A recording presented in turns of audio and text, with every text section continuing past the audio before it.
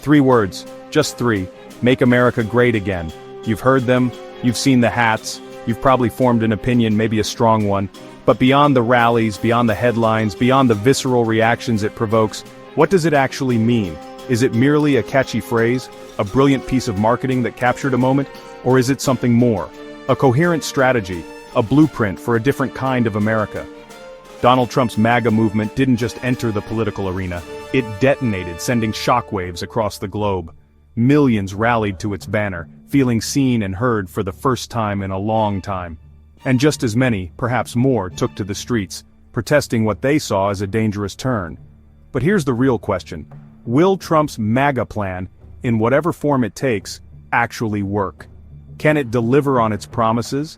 Is it a genuine path back to some perceived golden age of prosperity and national pride, or is it, as its detractors would have you believe, nothing more than elaborate and ultimately hollow political theater?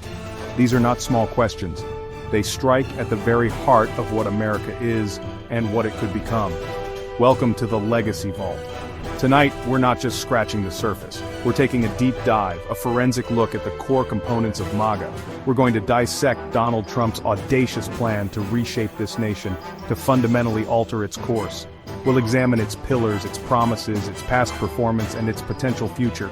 And we'll ask the question that hangs over it all: is this vision, this MAGA doctrine, a stroke of genius destined to revitalize America, or is it an enormous high-stakes gamble with the nation's future? Let's find out.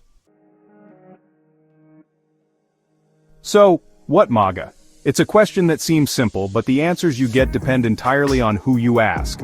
For many, it's just those four letters on a red hat, a symbol. But it was always intended to be more than that, wasn't it? It began as a campaign promise, a pledge from a man who positioned himself as the ultimate outsider, the one who would finally speak for the forgotten men and women of this country. It was a promise to make America great again. But great in what way, and great for whom?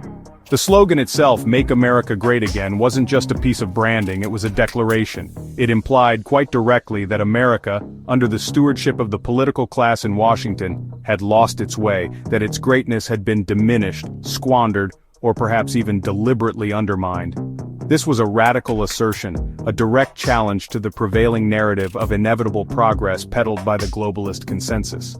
It resonated because, for a significant portion of the population, it felt true.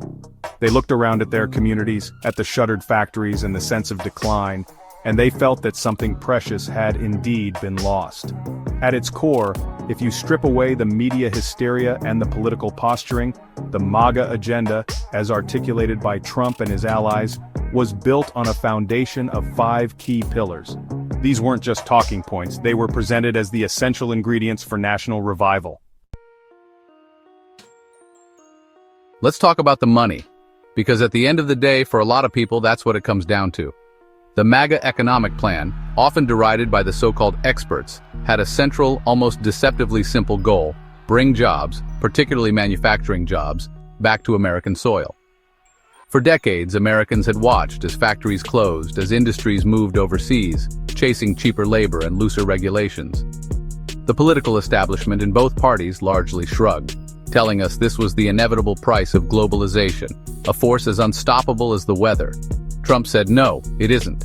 He promised to renegotiate trade deals he argued were disastrously one-sided, benefiting other countries at America's expense. Think NAFTA, think the Trans-Pacific Partnership, think our relationship with China.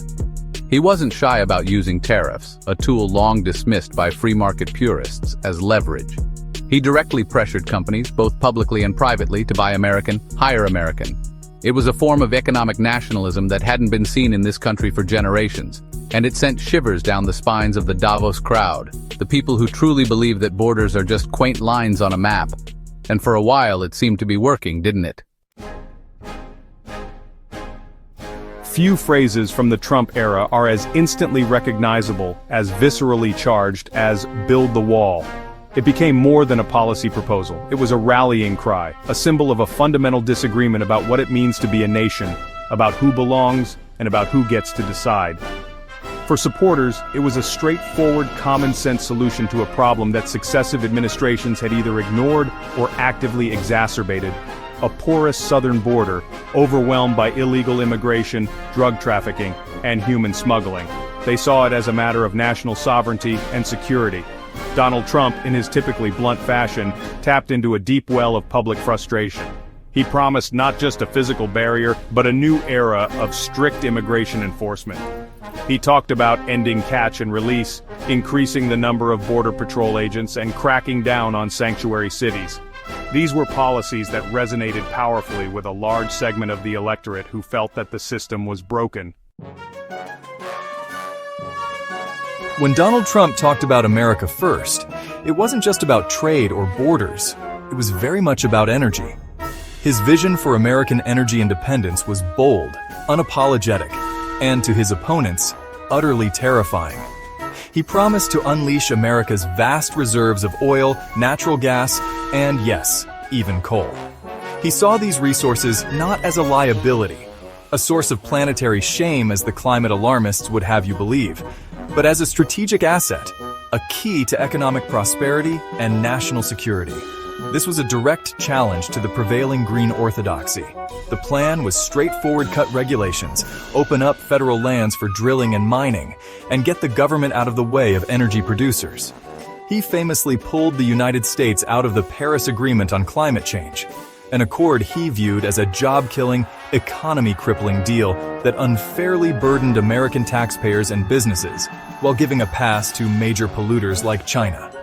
This move, more than perhaps any other, signaled his administration's rejection of the globalist climate agenda. Now, here's where the story takes a fascinating and, for many, an unexpected turn. The conventional wisdom, the narrative pushed relentlessly by the legacy media after the 2020 election, was that MAGA was finished. Donald Trump was off Twitter, out of the White House, and his movement, they assured us, would simply fade away, a strange aberration in American political history. But they were wrong, profoundly wrong. MAGA didn't die. In many ways, it evolved, it adapted, it grew. It became something more than just a campaign slogan tied to one man. Look around, the energy is still there. It's in the town halls, in the local school board meetings, in the burgeoning alternative media landscape online. It's in the state legislatures where policies reflecting MAGA principles are being debated and, in some cases, enacted. What started as a top-down phenomenon, driven by the personality of Donald Trump, has become, in many respects, a grassroots movement. So, we arrive at the ultimate question, the one we posed at the very beginning. Will Trump's MAGA plan, in its current or any future iteration, actually work? It's a complex question, and anyone who gives you a simple yes or no is either a fool or trying to sell you something. The answer, as is so often the case in matters of such consequence, depends heavily on what you mean by work. What are the metrics of success? What are the goals? If you're asking whether the MAGA message, the core appeal to a forgotten segment of the population, the promise to prioritize American interests and challenge the globalist consensus, if you're asking if that can still inspire millions, if it can still generate fervent, almost religious devotion among its followers, then the answer is almost certainly yes. The energy is undeniable.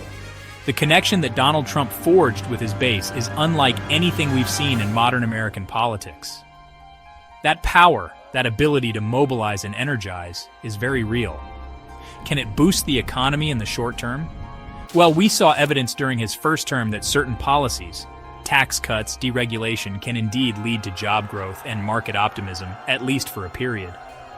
Whether those gains are sustainable, whether they come at too high a cost in terms of debt or trade friction, is a legitimate debate.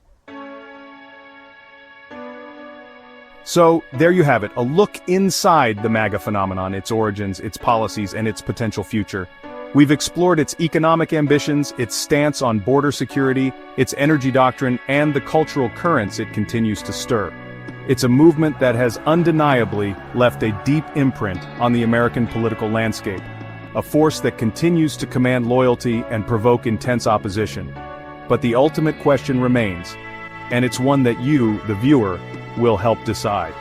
What do you think? Will MAGA rise again, perhaps in a new form, to reshape America in 2025 and beyond?